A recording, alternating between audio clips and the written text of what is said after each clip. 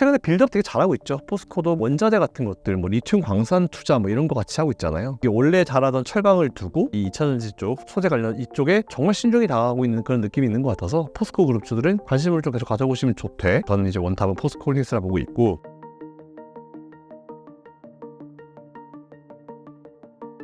포스코와 에코프로 그룹주 상황과 전망은 어떤가요? 지금 거의 이 표현이 맞는 것 같아요. 밑 빠진 물 붓기 느낌. 근데 그들도 아마 그렇게 생각할 거예요. 근데 최근에 저는 이제 2차전지 관련 기업들의 분위기를 봤을 때 이런 생각이 들었었어요. 당장 뭔가 인풋 대비 아웃풋을 바라는 증권가들의 시선과 그리고 사업가들은 당장 인풋 대비해서 아웃풋을 생각하지는 않아요. 이게 마인드 차이가 분명히 있거든요. 그러니까 증권가들은 지금 이렇게 투자하고 이렇게 했고 이 정도 캐파 늘렸으니까 2025년, 2026년쯤에는 생산량이 이 정도 될 것이고 그러면 이제 지금 현재 어떤 기업과 이제 어떤 수주 관계가 있기 때문에 그 수주 쪽으로 몇 퍼센트를 주고 있어서 이게 그런 단순 계산으로 인해서 이제 대충 실적을 계산을 하는 거거든요. 근데 사업가들은 그러지 않아요. 그러니까 지금 일례로 로봇 관련 업종을 봐도 로봇 관련 업종 아직 실적 멀었다. 뭐 증권가에서 그렇게 얘기하지만 사업가들은 증권가들은 지금 적자기 때문에 아직 멀었다라고 하지만 사업가들한테 물어보잖아요. 뭐 대표들한테 물어보자 그러면은 우린 당장 흑자로 바꾸려면 바꿀 수 있다. 근데 우리는 좀 추후에 아직 보고관이 크기 때문에 아직까지 뭐 굳이 흑자에 너무 연연하지 않는다. 이렇게 하거든요. 결국 마인드 차이예요. 2차전지도 보면은 이걸 분석하는 증권가들의 어떤 마인드냐 아니면 이 회사를 운영하는 사업가의 마인드냐인데 사업가들은 보통 이런 캐즘이나 이런 상황 발생하면은 2, 3년은 그냥 빌드업 하자. 이런 식으로 생각을 하거든요. 그러니까 2, 3년 빌드업 기간이에요. 지금은 누가 보더라도. 그렇기 때문에 제가 봤을 때는 너무 이런 거에 연연하지 않았으면 좋겠다고 생각하고 있고 그리고 최근에 빌드업 되게 잘하고 있죠. 포스코도 뭐 오히려 원자재 같은 것들, 뭐 리튬 광산 투자 뭐 이런 거 같이 하고 있잖아요. 그러면서 오히려 이게 원래 잘하던 철강을 두고 이제 진짜 이 2차전지 쪽, 소재 관련 이쪽에 정말 신중히 다가가고 있는 그런 느낌이 있는 것 같아서 포스코 그룹주들은 관심을 좀 계속 가져보시면 좋대. 저는 이제 원탑은 포스코 홀딩스라 보고 있고 에코프로 그룹도 마찬가지예요. 그러니까 이동체 회장 나왔죠. 이동체 회장 나와서 이제 좀 활동을 할 수 있는 그런 시기가 됐고 이제 여러 가지 얘기들은 되게 많이 나오고 있는 해요. 근데 이제 일단 지금 회사가 어떻게 이제 빌드업이 돼가냐라고 좀 볼 필요가 있을 것 같은데 일단 에코프로 그룹주 같은 경우도 포스코랑 똑같이 생각을 합니다. 일단 지금은 계속 이제 인풋을 넣고 추후를 노리는 그런 상황이기 때문에 두 기업들 모두 전 괜찮다라고 봐요. 그리고 이게 뭐 어떤 업종이든 마찬가지지만 원래 잘 하던 놈들이 잘 합니다. 잘 가던 놈들이 잘 가기 때문에 그건 어쩔 수 없어요. 지금 같은 장세에서는 투자 전략을 어떻게 세워야 하나요? 뭐 저는 매수 시기 아까도 말씀드렸던 것처럼 지금부터 올해 안에 끝내십시오. 내년 되면 분위기가 이제 이미 좀 어느 정도 바닥에서 살아나고 있는 분위기가 나오고 있기 때문에 매수를 늦어도 이제 이번 올해에는 다 끝내시는 게 좋겠다라는 그런 생각을 가지고 있고요. 투자 전략 여러 가지 분이 계시겠죠? 매수하셔서 수익 중이신 분, 손실 중이신 분, 이제 들어가실 분들 나눠서 설명드리면 수익 중이신 분들은 그냥 두세요. 더 갈 겁니다. 전고점 저는 돌파도 가능할 거다라고 보고 있기 때문에 2차전지 기업들, 뭐 탑 기업들, 어떤 기업들은 실적 잘 나온 기업들은 전고점을 돌파할 시간이 좀 걸릴 수 있겠지만 할 수 있을 거라고 보고 있기 때문에 수익 중이신 분들은 두시고요. 최근에 들어가셔가지고 손실 중이신 분들은 비중이 크지 않으시다라고 하면 전 추가 매수 가능하다. 추가 매수해서 단가 낮추는 게 가능하다. 비중이 적다라고 하는 거는 전체 투자 자금 대비해서 30% 이하. 저는 아무리 좋은 기업도 30% 이상 비중을 넣으시라고 말씀을 안 드리기 때문에 예를 들어서 뭐 10%, 5% 가지고 있다. 그러면 비중 맞추십시오. 더 매수하셔도 됩니다. 매수하셔서 단가 떨고도 된다. 하지만 비중이 너무 크신 분들은 계십시오. 어쩔 수 없습니다. 이걸 통해서 여러분들 좀 배우셨으면 좋겠다는 생각을 가지고 있고 지금 들어가실 분들은 매수하십시오. 지금부터 분할로 접근하는 게 맞는 것 같고 그리고 분할은 제가 계속 말씀드렸지만 이번 3분기만큼은 시장 전반적인 분위기가 왜 안 좋냐면 너무 3분기부터 이제 2분기 실적 발표가 되잖아요. 2분기 실적 발표되는 기업들에 대한 기대감이 너무 높았어요. 그렇기 때문에 실제로 숫자가 잘 찍혔는데도 시장의 기대감에 미치지 못했기 때문에 주가를 밀어버린 경우가 되게 많았기 때문에 이번 3분기만큼은 좀 조심하셔서 접근하실 필요가 있는데 어쨌든 이제 관심을 가지시고 공부하시는 분들은 지금이 딱 좋은 때입니다.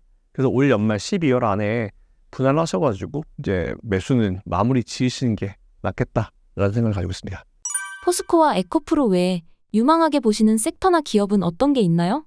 지금 좀 다양한 생각이 좀 있긴 있어요. 그러니까 어떤 생각을 가지고 있냐면 우리나라 기업들은 사실은 잘 가는 애들이 잘 갈 거라 생각합니다. 그리고 지난번 2차 전지 한참 올라갈 때 뭐가 문제가 있었냐면 포스코나 2차 뭐 에코프로처럼 대놓고 이쪽 사업을 하는 기업은 괜찮아요. 근데 막 되게 이상한 뭐 반도체 기업 다른 기업들이 이 2차 전지라는 이 업종 상승에 편입하고 싶어가지고 조그만한 거 회사 하나 이제 인수해가지고 우리도 2차 전지 관련 기업이다 이런 게 있거든요.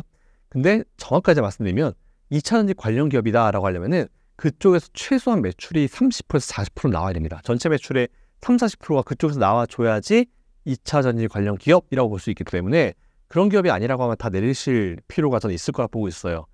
그러면 이제 우리나라에서는 사실 저는 포스코 그룹이나 에코프로 그룹이 제일 낫다고 보고 있고, 그럼 이제 미국을 가봐야죠. 미국을 가보면은 오히려 2차 전지 관련 기업들 중에는 저는 좀 지금 좀 지지부진하고 좀 쉽지 않은 그런 기업 하나 있습니다. 테슬라. 네, 테슬라. 테슬라가 어쨌든 전기차 기업이긴 한데 전기차 기업의 밸류를 요즘에는 안 받고 있죠. 오히려 이제 일론 머스크가 진행하는 모든 사업군들을 같이 이제 뭉뚱그려가지고 이제 보고 있는 그런 느낌인 것 같은데 테슬라 같은 경우는 저는 지난번 밀렸을 때도 좀 말씀을 드렸지만 테슬라 같은 경우도 이 치킨 게임 자체가 중국과의 어떤 치킨 게임 자체가 거의 이제 끝으로 가고 있다라고 보고 있어요. 왜냐하면 지금까지는 중국 전기차가 막 할 수 있게 막 활보를 할 수 있게 막 놔뒀는데 지금은 이제 세금으로 때리죠. 세금으로 때리기 시작했기 때문에 저는 오히려 그런 걸 봤을 때 테슬라 한번 관심 가져볼 필요가 있을 것 같다라는 생각을 가지고 있습니다. 2차 전지 투자 관련해서 IRA 법안이 시행되고 있는데요. 우리나라 기업에 어떤 영향을 미치나요? 보니까 IRA 혜택을 좀 받고 있더라고요. 제법 많이 받고 있고 돈도 많이 받고 있고 그리고 최근에 발표된 그 자금 자체도 괜찮고 그래서 오히려 IRA를 지금 뭐 트럼프가 엎어버릴 것이다, 뒤집어버릴 것이다, 뭐 이런 식으로 이제 얘기를 하고 있는 것 같은데 이미 받은 보조금을 뺏어갈 수는 없죠. 근데 이제 저는 항상 그렇게 생각을 해요. 이제 전기차를 우리가 구매할 때 받는 보조금도 마찬가지지만 보조금은 말 그대로 진짜 보조해 주는 거잖아요. 어떤 한 업종이 처음에 이제 생겼습니다. 그랬을 때 정부나 모든 사람들이 봤을 때 이 업종 새로 생긴 신생 업종인데 투자하면 진짜 우리의 미래를 책임질 수 있을 것 같아. 이 산업은 한번 이 업종은 한번 살려봐야겠어. 라고 하면서 이제 처음에 살릴 때 보조금을 주죠. 뭐 결혼하신 분들, 아기 있으신 분 다 아시겠지만 처음에 아기 나오면은 매달 줍니다. 뭐 20만 원, 30만 원씩 줍니다. 그러다가 이 금액이 아이가 커가면서 점점 줄여요.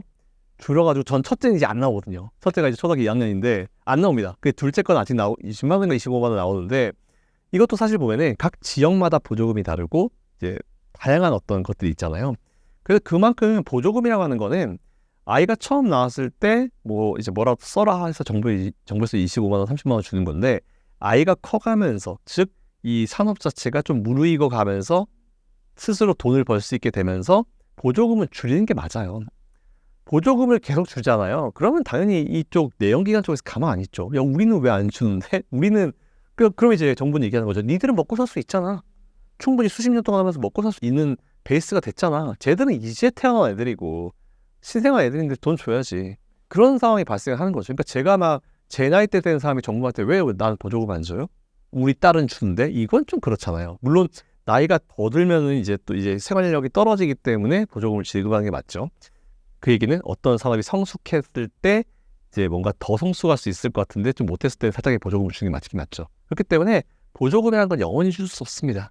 그래서 저는 너무 보조금에 따라 가지고 우리가 투자를 걷어들이고 할 필요는 없을 것 같다는 생각을 가지고 있고 어쨌든 뭐 IRA 보조금 혜택은 가면 갈수록 줄긴 줄 거예요. 우리나라도 스스로 좀 할 수 있을 그런 상황이 좀 되고 이제 나중에 세금 혜택 뭐 이런 것도 줄 수 있고 트럼프는 그리고 이제 트럼프가 대통령이 된다라고 가정해 봤을 때 그분은 사업가잖아요. 그러니까 기업들이 아주 편안하게 회사를 운영할 수 있는 모든 아이디어들을 다 가지고 있습니다. 법인세를 줄여주죠. 공장을 지었을 때도 뭐 세제 혜택을 주죠. 이런 거에 대해서는 되게 막 트여 있는 분이기 때문에 IRA 보조금이 줄어들어도 저는 뭐 세제 혜택이라든지 이쪽으로 충분히 커버링이 될 수 있을 거라 봐요. 그래서 너무 그런 거 가지고 걱정할 필요 없다라는 생각을 가지고 있습니다. 미국에서 관세 정책으로 중국을 옥죄면 우리나라가 혜택을 볼 수 있는 게 있을까요? 땡큐죠. 우리나라 입장에서는 지금 우리나라 중국이랑 미국이랑 싸워주면서 우리나라에 정말 많은 업종들이 살아나고 있습니다. 반도체가 살아나고 있죠. 조선이 살아나고 있습니다. 그래서 이게 결국은 그런 것 같아요. 이게 우리나라도 항상 반사이익을 좀 많이 얻어서 이제 크는 그런 나라 레벨이죠. 현재는 어쩔 수 없이. 그래서 지금 중국과 미국 간의 관계가 계속 이제 애매해지고 계속 이제 멱살잡이를 하고 있으니까 뭐 관세를 통해 가지고 이제 많이 푸시를 합니다. 특히 이제 미국에서 슈퍼 301조 같은 걸 들이밀면서 중국산 전기차, 중국산 전기차 부품 뭐 이런 거에 대해 세금을 뭐 100% 200% 때리겠다고 하는데 사실 저는 그것도 정치적인 거라 봐요. 왜냐하면은 지금 제가 미국에 있는 친구한테 물어봐도 중국산 전기차를 미국에서 볼 수가 없습니다. 안 다녀요. 예를 들어서 만일 진짜 미국이 중국산 전기차 시장이 정말 큰 시장이다, 고객이다 라고 하면 영향이 크겠죠. 근데 사실 지금 미국에 돌아다니는 중국차 거의 없기 때문에, 중국산 전기차 거의 없기 때문에 이거는 그냥 제가 봤을 때 그냥 플레이한 거죠. 언론 플레이 비슷하게 한 거죠. 정치적으로 이제 플레이한 거죠. 근데 또 다른 의미로는 미국에서 그런 식으로 딱 나오면은 미국의 우방 국가들이 다 따라할 수밖에 없어요. 근데 최근에 보니까 이제 노르웨이 쪽에 이제 전기차 이 보급량이 굉장히 보급량이 높잖아요. 그러니까 뭐 내년 내후년에는 뭐 거의 100%까지 될 수 있을 것이라고 하는데 그쪽에 좀 중국산 전기차들이 많이 들어가죠. 근데 유럽연합에서 이제 중국산 전기차에 대한 어떤 관세를 이제 부과를 하기 시작했기 때문에 일단 그것도 좀 재밌을 것 같아요. 뭐 서로 관세를 늘렸다가 중국이 좀 낮춰달라 했으면 낮췄다가 뭐 그러고 있는 걸로 알고 있는데 뭐 예전만 하지는 못할 것 같긴 합니다. 그래서 일단 관세를 어느 지역에서 어떻게 얼마나 먹일지는 좀 지켜봐야 될 부분이긴 한데 없었을 때보다 생기고 나면은 그만큼 부담이 크겠죠. 근데 모르겠어요. 과연 관세를 먹인 만큼 중국 정부에서는 또 보조금을 더 늘려가지고 할지 안 할지는 모르겠지만 그렇게 중국 정부처럼 보조금을 늘려가지고 그렇게 막 한 산업을 장악하려고 하면요 한계가 있습니다. 결국은 시장 경쟁이기 때문에 한계가 있어요. 현재 전기차 캐즘 이야기가 많은데요. 치킨 게임 중이라고 말씀하셨는데 앞으로의 향방은 어떻게 될까요? 뭐 캐즘은 거의 끝나간다 봅니다. 캐즘은 거의 끝나간다 보고 있고 그동안 이제 기업들끼리만 싸웠는데 이제 정부가 나서가지고 이제 관세를 매기기 시작했죠. 그래서 오히려 저는 이제 캐즘이라는 게 이름 용어 자체도 그렇지만 뭔가 대중화되기 직전에 약간 일시적인 수요 정체 현상 이거잖아요.